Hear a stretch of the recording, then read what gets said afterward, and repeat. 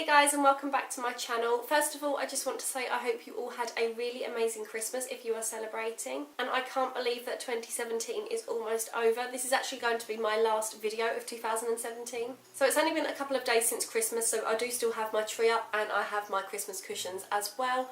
But I thought I would sit down today and do a video that I've been planning to do for quite a while. I actually thought of this idea back in the summer, but I had to wait for the end of the year to do it. I have decided to set myself some bookish resolutions for 2018. These are just going to be little challenges or goals that I'm going to set myself for reading for next year. So originally when I was writing down ideas for these resolutions, I came up with 14, and originally I was only going to have 10, but then I decided to go for 12, so I've got one for each month of the year. That's not to say that I will complete a goal or challenge every single month. There may be months where I don't do any of the challenges, but then there might be a month where I actually complete 3. It all depends on what I'm reading. But I thought I would share them with you all, so that way hopefully you guys can help keep me on track with them as well. So let's get started with these resolutions. My first resolution is to try and read 50 books in 2018. Now 50 books was actually my target for 2017, but I smashed that really early on in the year, so I then upped it to 100 books, and then I managed to complete that really quickly as well. So I've actually almost read 150 books this year. Hopefully by the end of this year I will have finished 150 books, fingers crossed.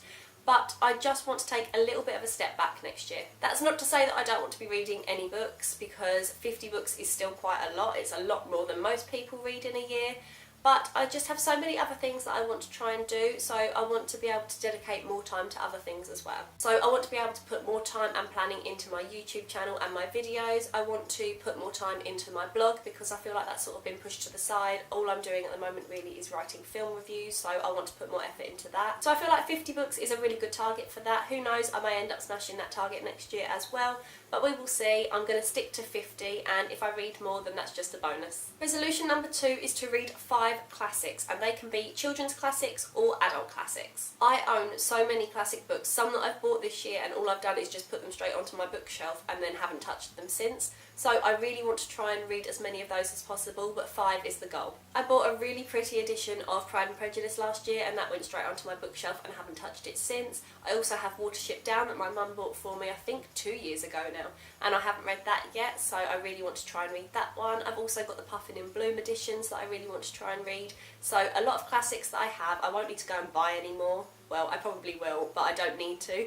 But I just want to try and read as many as possible, so we're going to go for 5. Resolution number 3 is to read a book by a local author. So I think I already know which book I'm going to be reading for this challenge, but for anyone who doesn't know, I'm from Essex, and I'm always looking out for authors from Essex or books that are set in Essex, so if you've got any recommendations then please leave them in the comment section below. Resolution number 4 is something that I have been doing for a while now anyway, and that is to support my local library and read 5 library books. So many of the books that I've read this year have come from the library, and they have allowed me to discover so many books that I probably wouldn't have gone out and bought for myself. It's also allowed me to find my favourite books, such as A Court of Thorns and Roses. That started off as a library book and I ended up buying my own copy, and then I've bought the other books since. So I absolutely love that the library allows you to find new favourites and little hidden treasures that you might not have found otherwise. Resolution number 5 is actually one of my favourites, and that is to read 5 books chosen by my husband. He does know about this. I asked him the other night if he would choose some books for me, whether he picks them out of the library or we order some online when we sit down one evening. But he's going to choose 5 books either that he thinks I will like or just choose at random. That's completely up to him. I don't know what he's going to choose. But yeah, I'm leaving that down to him, so 5 books that I read this year will be chosen by him. Resolution number 6 is to read 5 books by British authors. Like I said earlier, I want to support authors from my local area, but I'm also all for supporting British authors as well. So whether they are classics or new releases, I want to try and read 5 books by British authors. Resolution number 7 is to read 2 play scripts. I already know one that I want to read, so I'm probably going to request that from the library for the start of the year so I can get that one read.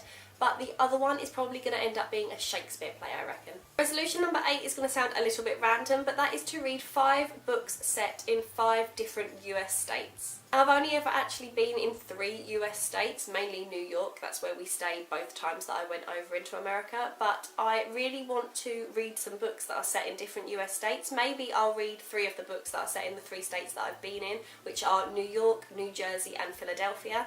but I just really want to read books that are set in different places in America. Whether they're different time periods or anything like that, I'm not sure, but they just need to be different states. Resolution number 9 is to read 5 books from NetGalley. Now, my Kindle is actually broken, but my husband has given me his Kindle to use instead. He has an iPad, so he doesn't ever really use his Kindle at all. I really like how NetGalley allows you to read books before their release and review them. And I also really like on the Kindle the text-to-speech option, so that you can have the Kindle read the book to you while you're doing things. So I like to put mine on while I'm cooking or doing other jobs around the house. Resolution number 10 is to read a book by someone with my initials, which are JB, and I think I already know which author I'm going to use for this. A couple of weeks ago my mum called me and said that while she was in the loft getting the Christmas decorations out, she had found a box full of all of my childhood books. So that box is now in my loft, but I do plan on getting it down next year and going through it. I might even film a video of me going through that box and looking at all of my childhood books. But I know for a fact in that box there are Judy Blume books, and obviously her initials are JB, so that will probably be one of the books that I read for this challenge. Resolution number 11 is to read 5 books that I bought in 2017 but haven't read yet. There's actually quite a few of these, I'm ashamed to say. Normally I would buy a book and then read it and then it goes on the shelf, buy another book, read it, put it on the shelf.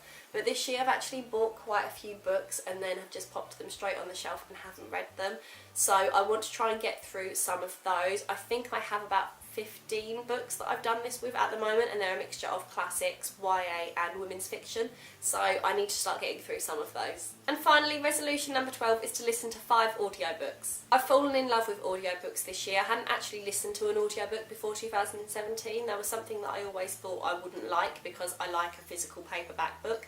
But I've actually really enjoyed listening to audiobooks. They're great for when I'm doing things around the house or I'm cooking, especially as I listen to them on double speed as well, so I get through them a lot quicker. But I really want to listen to more audiobooks next year, and hopefully I can manage to listen to 5. So those are my 12 bookish resolutions for 2018. Hopefully I can keep myself on track and manage to complete all 12 by the end of next year. That's a scary thought, thinking about the end of 2018. Let's just get into 2018 first. So all that's left for me to really say is a humongous thank you to everyone who has watched any of my YouTube videos this year. I've absolutely loved starting this channel. I can't believe that I've been doing this for a year now in January, and I've just really enjoyed it. I have watched a couple of my original videos back and I am really, really awkward. I mean, they're probably not great now, but to see the change in myself from when I started this channel to now, I feel like a lot more confident person, and I'm just really enjoying this. Finally, I just want to wish everyone a really happy new year. Have fun, stay safe, and I will see you in 2018.